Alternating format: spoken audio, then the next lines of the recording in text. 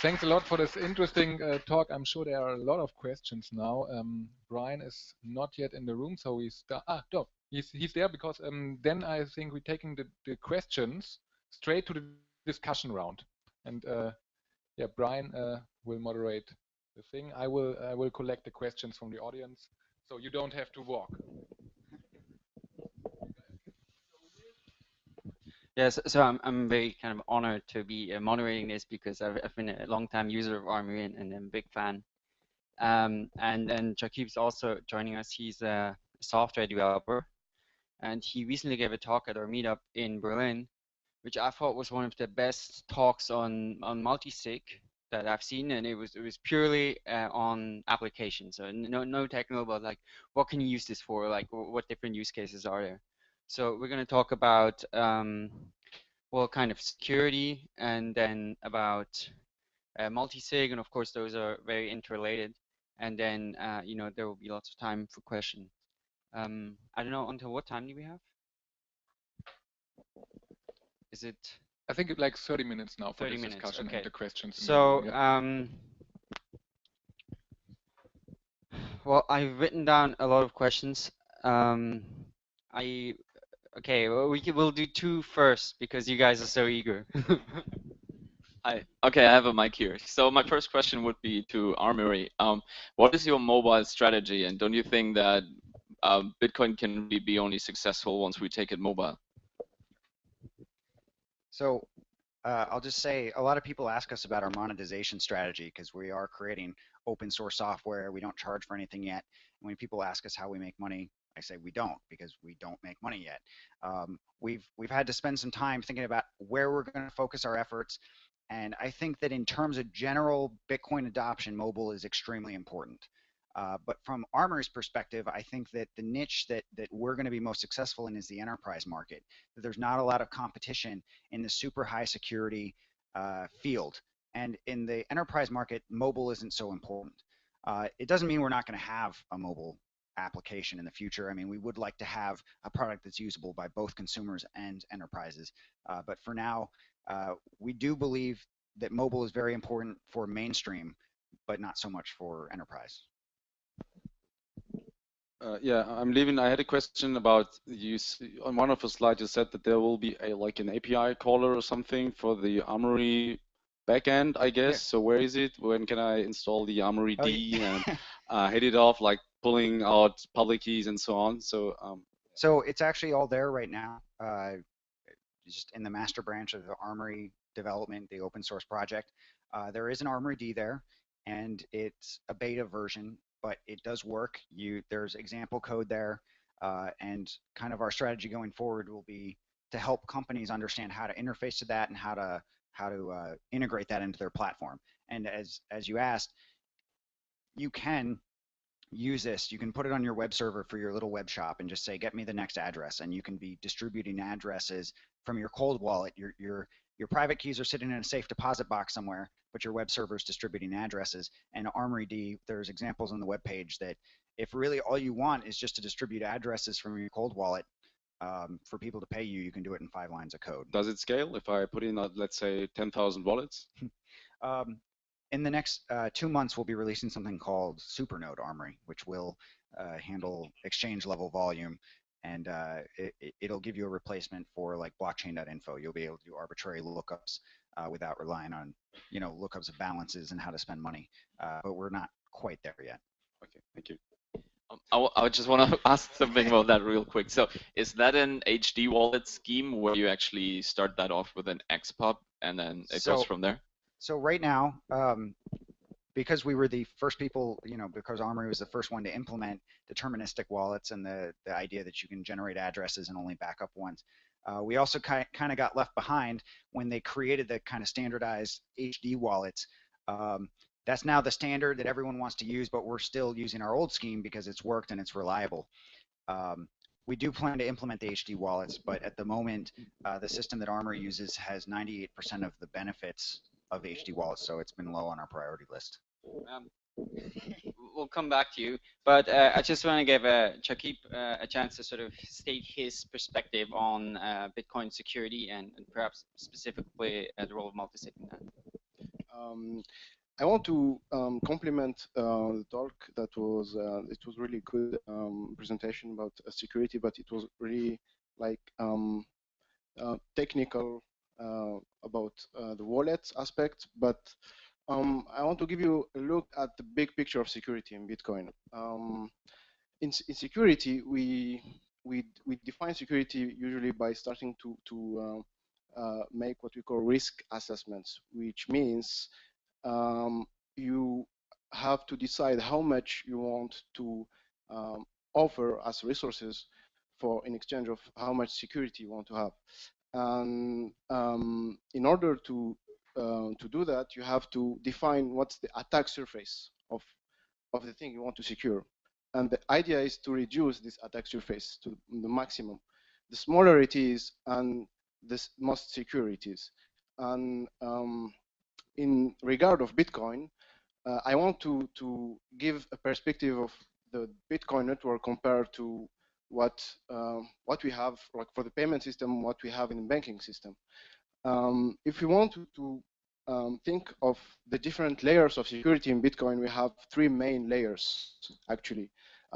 We have the algorithm, the mathematics, which are protecting and running Bitcoin.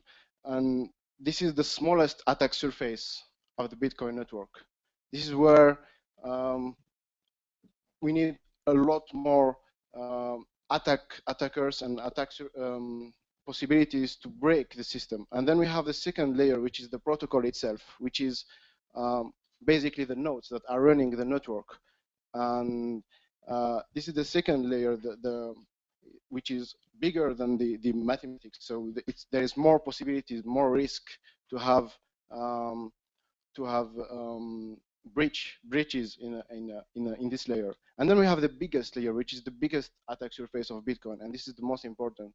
This is the edge of the network, and this is where we find all the applications. This is where we find the wallets. This is where we find the exchanges, where we have all the applications of the network, and this is where the people need to get educated about security in this layer, because this is where we have the biggest. So far, when you read the news, you will see, if you ask people and you ask them about Bitcoin, and they will usually ask you the question that is it secure? Is it gonna be secure in 10 years or something? Is it gonna be, how do I trust it? And what you have to understand is that the most important is the biggest layer of attack, which is the clients, the applications, the exchanges, and this is where we need to get educated. And if we compare this with the banking system,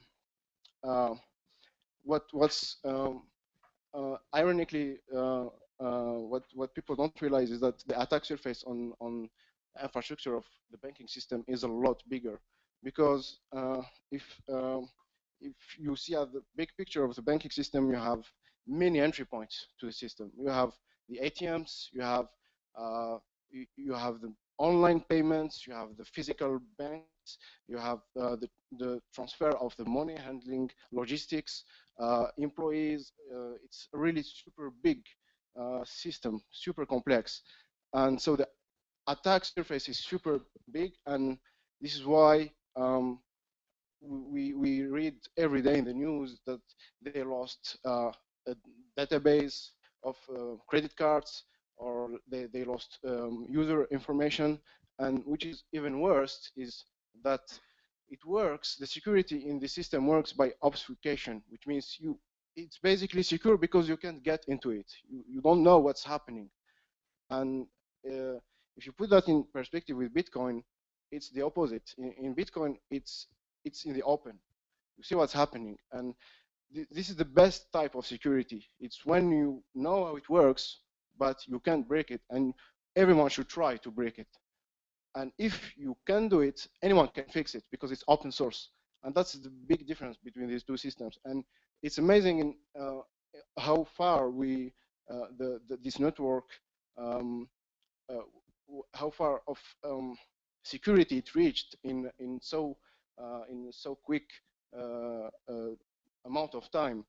And this is where also I want to introduce the multi-signature thing, because so far I presented the last layer, the biggest attack surface, and there is a new way which allows us um, to secure this layer um, in a way that was so far unavailable to the big mainstream, to everyone. It was only available to wealthy people or big operations. This is something actually that exists that is known as the two-man rule, and it is used to protect things like nuclear missile launch. And they use this rule, and there have to be two people physically present to unlock the operation. It is also used in super highly hazardous environments like research laboratories, and it's used in banks also. It's used in the big banks with super big vaults, and you need really physical keys to open the bank. But now with multi-signature in Bitcoin, we have this available to everyone who have access to the internet and to the blockchain. And we can use this to secure this big attack surface on Bitcoin, which is the applications. And this is the first time we can do this in our human history as this level of security that we are reaching now was impossible so far before. So let me jump in here and ask a question to both of you. So you mentioned before that multi-sig is going to be crucial to handle security in enterprises. Do you think that for individual users, multi-sig will also come to play an important part in handling security? I think it will for advanced users. I think that multi-signature, no matter what kind of pretty face you put on it on your website or your service, that it's still going to be pretty inherently complex for most users, and that the way that users are going to get access to multi-sig is through putting their money in services that protect their money with multi-sig.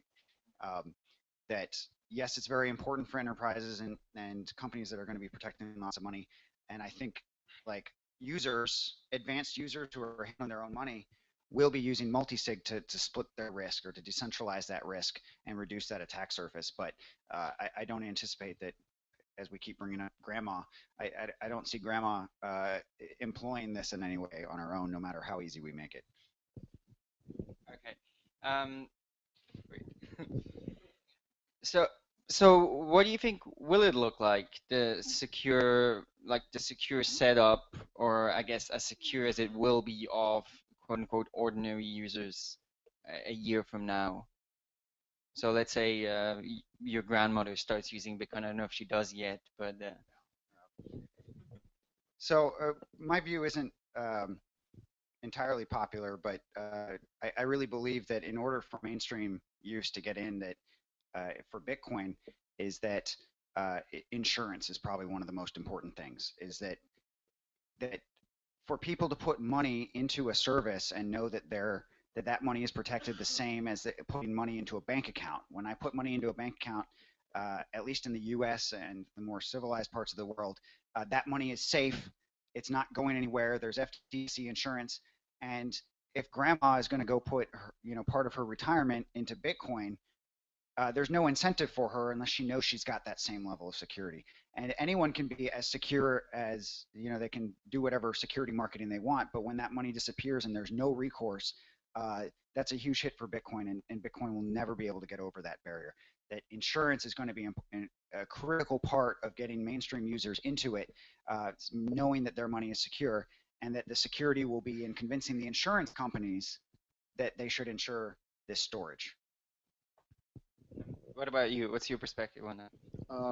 I think I agree with what you said, and I think we will start to, the multi-signature itself is not going to be something user-friendly for the end users, but we will start to see new kind of services that are called oracles, which basically can take advantage of multi-signature and plug into the transaction process, and they will offer extra services on top of securing the transaction.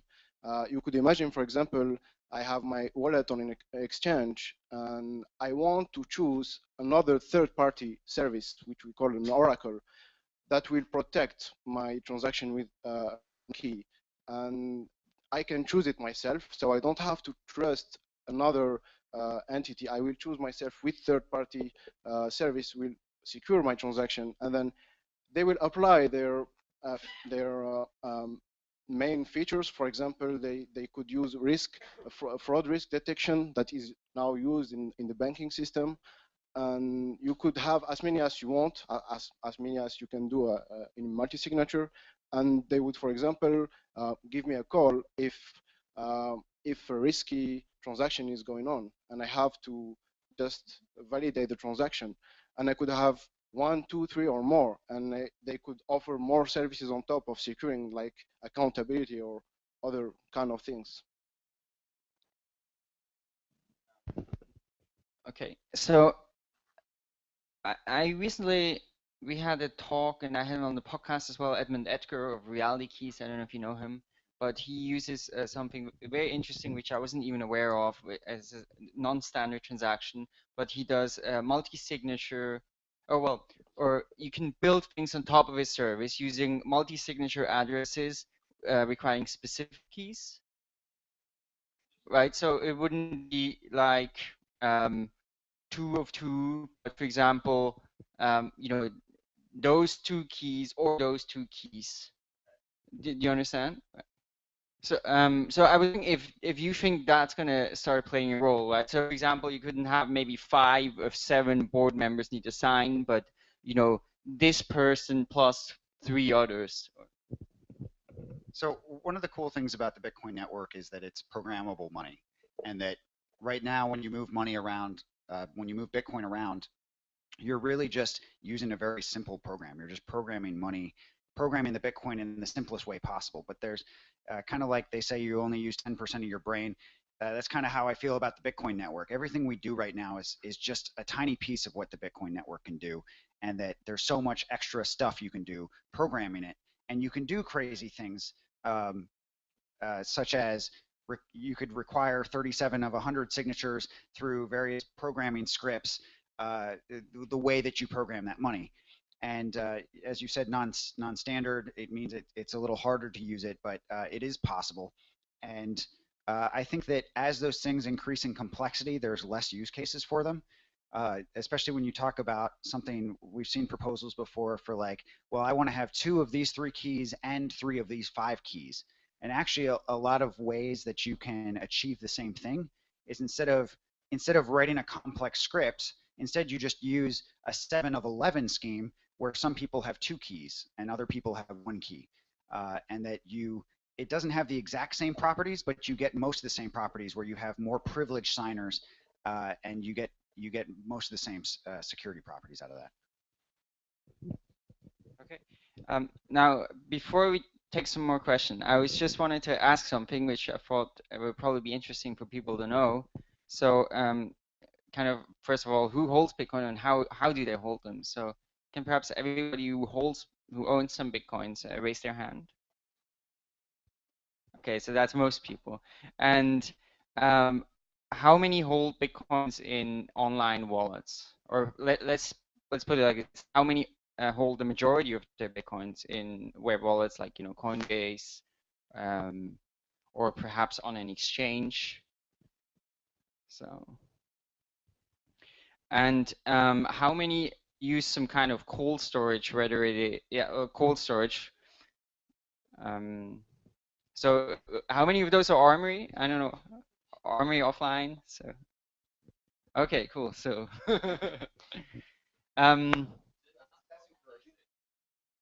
oh yes. How many hold their funds in multi-sig addresses?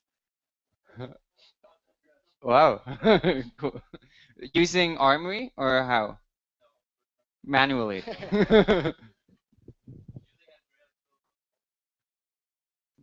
There's no multi-sig there, no? Okay.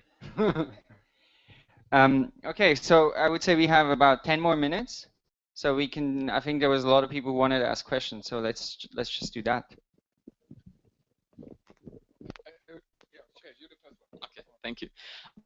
So I'm with 37 Coins, and we specifically implemented the multi-sig on the HD wallet in Bitcoin J, which is used for multi-bit and for the Android wallet. And we also operate one of these oracles where you do remote signing for this stuff. So I just wanted to ask you about an opinion on two different setups of wallets. There's one thing that I call the managed wallet, where you use multisig and you split responsibility between multiple companies. Let's say an exchange holding one key, an oracle holding a second key, and a lawyer holding a third key.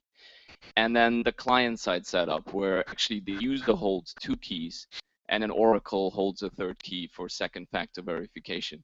Could you just go through the scenario real quick and give me your opinion? Any one of them.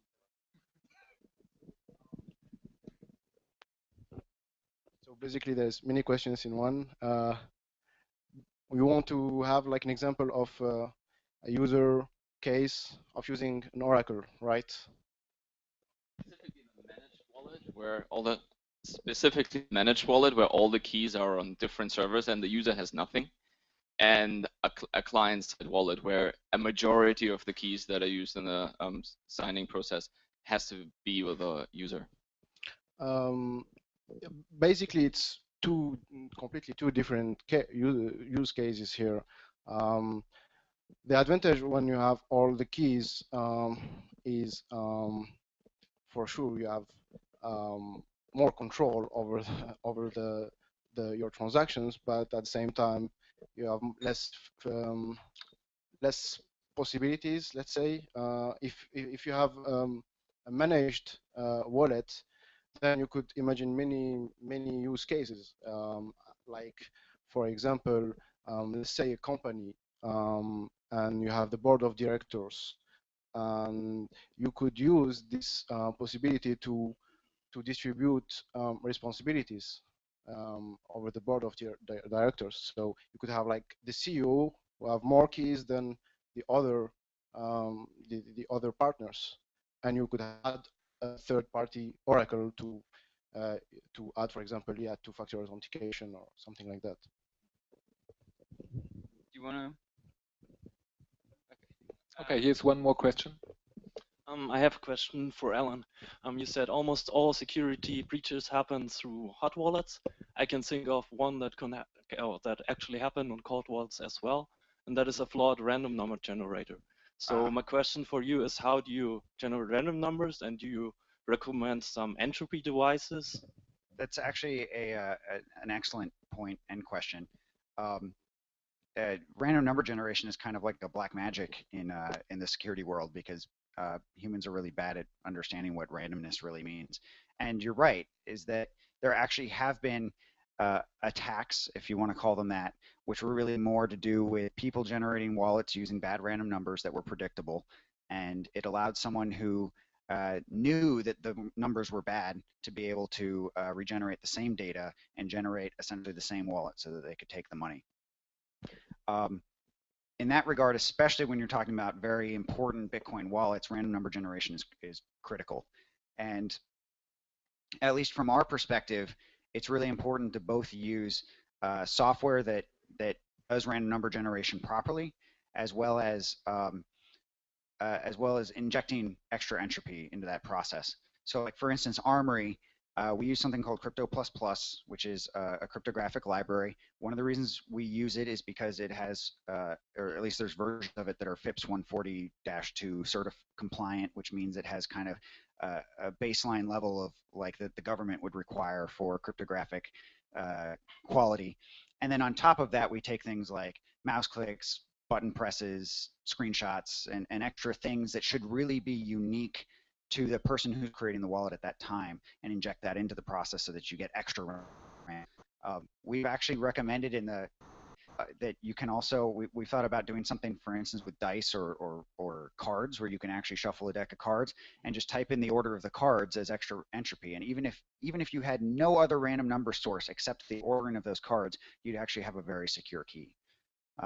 But you know, there's some challenges to whether you really want to expose that to the user, and they'll just enter 0000000 into there, and then they have a wallet that's very easily, you know, brute forceable. but that's options and things that we've kind of thought about in terms of providing capabilities to overcome random number generator problems. Okay, so right now when I use Armory, do you have to trust my hardware or like the CPU random number generator, or don't? So at least with Armory, we combine both the the random number generator that's used on the system, as well as injecting our own entropy into it, which should be at least 256 bits. That's a combination of system files that have timestamps and random messages from your operating system and timing of your mouse clicks to the microsecond. All that data combined should be secure enough, even if that was the only thing we used. So when you combine those two together, you definitely have enough random number randomness in that system. Okay, there was one question all the way behind. I'd like to understand this multi-signature a little bit more. I always thought that multi-signature is provided by the wallet provider, but I kind of have understood that the multi-signature is a technology that is implemented in the blockchain technology itself. And furthermore, I always thought there's a Bitcoin wallet or a Bitcoin address private key, and it has a public key. And I always thought that if you would randomly find the private key just by guessing, even if that's not really possible, that you have full access on the Bitcoins that are stored in the wallet. But if you would, with this multi-signature, if I have a wallet that is multi-signature, I would have to have 2 of 2 or 3 of 3. Can you maybe describe it a little bit more, because I'm not sure if I understand it fully? Yes. First, I will answer the finding a private key randomly. It's the numbers that run the private key, the entropy that is involved. The numbers that are involved in this are so big that they're usually compared to what is said in physics as the entropy of the universe, which means basically we don't really know how to handle numbers so big. So yeah, the probability is almost, it's super low for the technology we have now. Speaking of the multi-signature, yes, if you could find the private key by chance, you find the private key of the wallet, then yes, you have access to all the funds. But even if it's a multi-signature wallet?